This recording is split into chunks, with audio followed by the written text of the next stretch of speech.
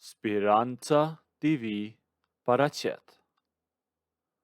Jam një grua që jam martuar në një moshë relativisht e re, ashtu siç ndodh të shpesh në disa familje, edhe martesa ime u bë me mblesëri. Nuk e kisha njohur burrin tim më parë. Thjesht, familjet tona u morën vesh, bën takimet e rastit dhe gjithçka u vendos shumë shpejt. Për të qenë sinqert, që në fillim e kuptova se ne nuk kishim shumë gjëra të përbashkëta. Ai ishte një njeri shumë i mbyllur, ishte i ftohtë dhe e kishte mendjen vetëm tek puna e tij dhe te rregullat e tij të ngurta. Burri im nuk ishte nga ata burra që të ulej e të bënte një bisedë të gjatë apo të tregonte interes për atë që thosha unë. Jeta jo nuk thye shumë shpejt në një monotoni, pothuajse që në ditët e para. E burri im punonte në ujësjellsin e qytetit ton. Puna e tij ishte kryesisht në terren, duke u marrë me defektet e tubacioneve apo me matjet në lagje të ndryshme.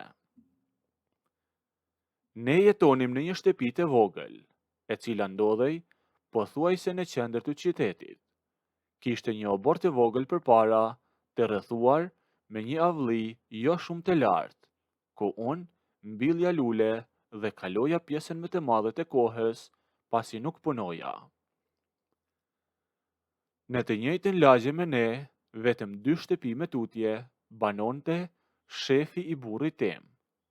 Ai ishte shefi i ujësjellsit, e ishte një burr më i madh në moshë, shumë i mbajtur, i cili gjithmonë vishej mirë dhe kishte një sjellje shumë të njerëzishme me të gjithë banorët e lagjes, e të gjithë e respektonin. Ai kishte edhe një makinë të mirë dhe çdo mëngjes kalonte para shtëpisë son për të shkuar në punë. Fillimisht, shoqëria ime me të ishte thjesht një përshëndetje komshinjsh. Kur ai kalonte e unë isha në obor duke ujitur lulet apo duke pastruar, ai gjithmonë ndalonte veturen për të më thënë mirëmëngjes e për të më pyetur se si isha. Me kalimin e kohës, këto përshëndetje filluan të zgjateshin pak më shumë. E ndonjëherë ndalonte pranë avllisë son dhe ne bënim pak muhabet për lagjen e për lulet që kisha mbjellur apo për çfarë do tjetër. Ai ishte një njeri shumë i qetë e kur fliste me bënte të ndjehesha mirë, sepse ishte nga të paktet njerëz që ishte shumë i sjellshëm. Kur burri im u kthye një pasdite nga puna dhe na pa duke biseduar tek avllia, e vura re që nuk i erdhi mirë.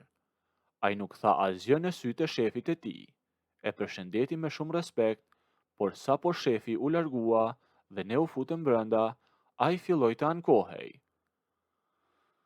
Ai ishte natyrë shumë dyshuese. Filloi të më pyeste se pse po flisja aq gjatë me shefin, çfarë kishim për të biseduar ne të dy, e më pyeti edhe më tha që nuk donte që komshinjtë na shihnin gjithkohës duke i zgjatur ne muhabetet tek dera. Unë u mundova t'i shpjegoja që ishte thjesht mirësjellje. Fundja ishte shefi i tij dhe ishte një komshi i respektuar, por burri nuk donte të dëgjonte. Që nga ajo ditë, burri im filloi të bëhej edhe më i ftohtë. Kur ishte në shtëpi, rrinte tek dritarja për të parë nëse shefi i tij po kalonte dhe sa herë që shefi dukej, burri im gjente një arsye për të më mbajtur brenda në shtëpi, më thërriste që të bëja diçka vetëm sa të më hiqte nga oborri e mos më linte të bisedoja me shefin. Por shefi ishte një njeri i mençur. Ai e vuri re me njëherë ndryshimin e sjelljen e burrit tim dhe e kuptoi saktësisht se çfarë po ndodhte. Ai nuk bënte asnjë reagim të dukshëm aty për aty, por pas rreth 2 muajsh, burri im erdhi në shtëpi shumë i lodhur, por njëkohësisht dukej sikur ishte krenar. Ai më tha që shefi e kishte thirrur në zyre dhe i kishte ngarkuar një detyrë të re, e shumë të rëndësishme. Një linjë e re ujësjellësi po ndërtohej në një nga fshatrat më të largët të bashkisë sonë, dhe shefi kishte thënë se kishte besim vetëm tek ai për të mbikëqyrur punimet atje çdo ditë. Kjo do të thoshte që burri im duhet të nisej shumë herët në mëngjes e të kthehej vonë në darkë, e shpeshherë pasi dielli kishte perënduar.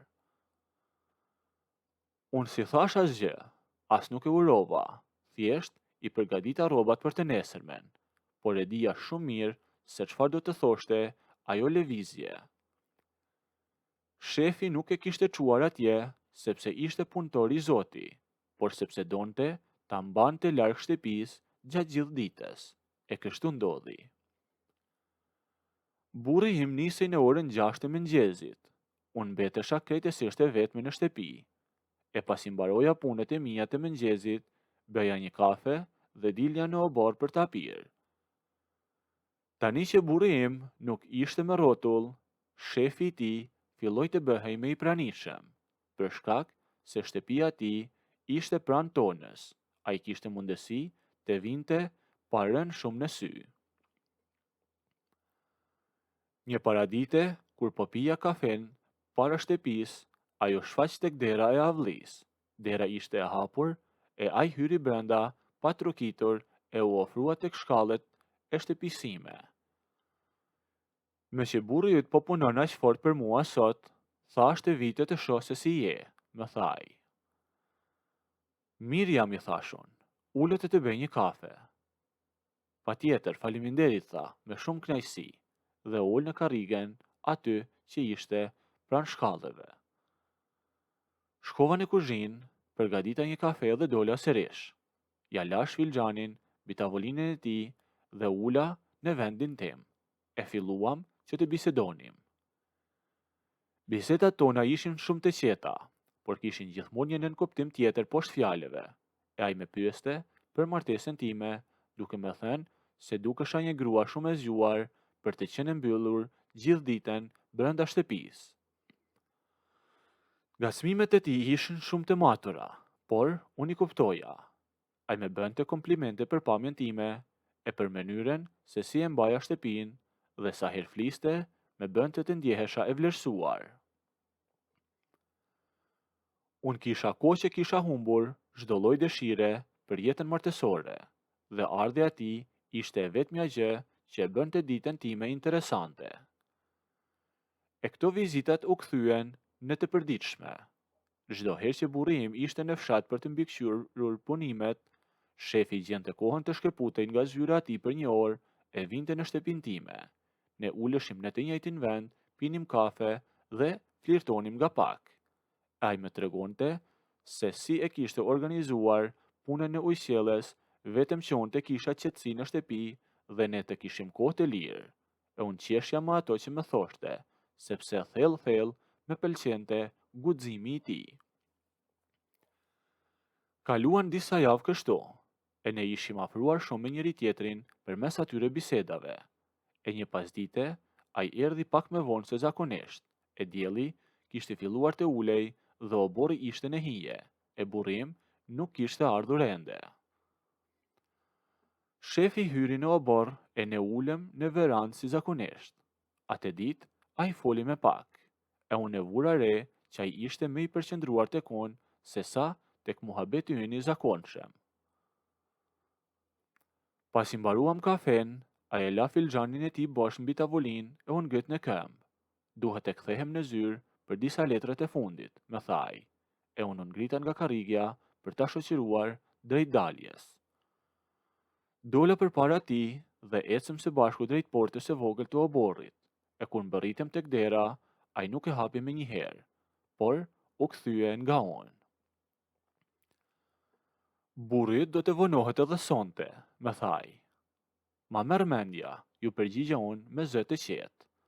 Ndërsa ai më ofrua edhe më tepër e aty te porta e shtëpisë, në një vend ku askush nga rruga nuk na shihte dot, zgjati një rendor, e vendosi pas qafes ime dhe filloi të më puthte. Unë nuk bëra asnjë hap, e pranova plotësisht atë afrim. Dhe kur ai më puthi në buzë, atëherë e mora nga dora dhe i thash, eja të shkojmë, nëse doni të ndëgjoni historinë deri në fund bëjini videon like, a nëse nuk doni, abonohuni ose bëjini subscribe.